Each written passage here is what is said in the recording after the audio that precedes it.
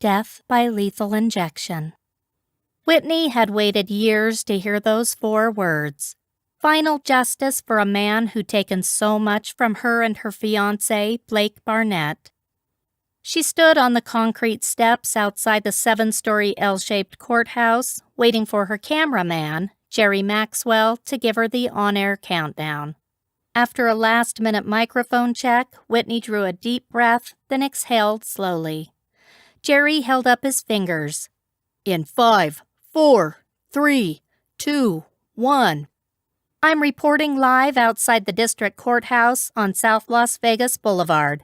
Moments ago, District Attorney Jason Kurtz announced the jury had sentenced Nathan Shaw to death by lethal injection. Mr. Kurtz stated the jury found, unanimously and beyond a reasonable doubt, that Mr. Shaw is a continuing threat to society. A month ago, Nathan Shaw, owner of Shaw Biogen, was found guilty on 4 counts of conspiracy to commit murder and 1 count of attempted murder of a federal agent. The memory of that day was before her in all its bloody horror. The image of Blake shot and left to die played over and over in her mind. Perspiration broke out across her forehead. Damn it, not now. Breathe. Mr. Shaw had hired a hitman to kill Claire Barnett, a microbiologist with his company, Senator Mason Bailey, George Raines, an editor with WBNN-TV, and District Attorney Kate Leatham, in hopes of covering up his illegal human cloning project. Sadness tugged at her heart. So many lives lost. Her legs trembled. Nathan Shaw will be executed at Nevada State Prison in Carson City.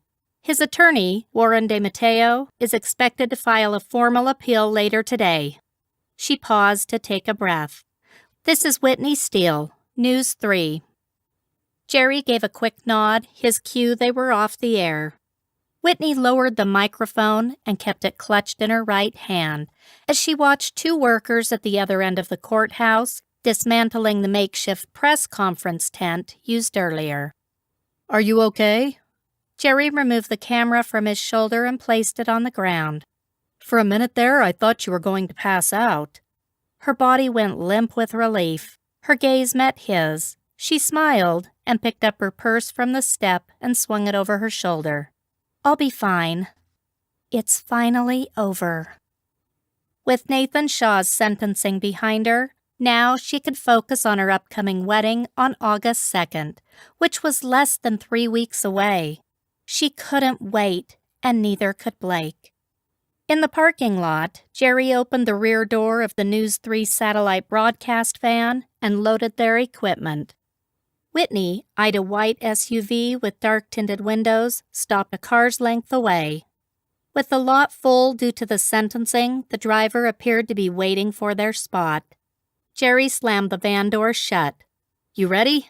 Yeah, let's get back to the station. She glanced over her shoulder. 3 men jumped out of the SUV wearing black balaclavas. They barreled toward her. She spotted guns in their hands. After a brief moment of paralyzing disbelief, Whitney clutched her purse and bolted to the passenger side of the vehicle. Get in, hurry, Jerry yelled.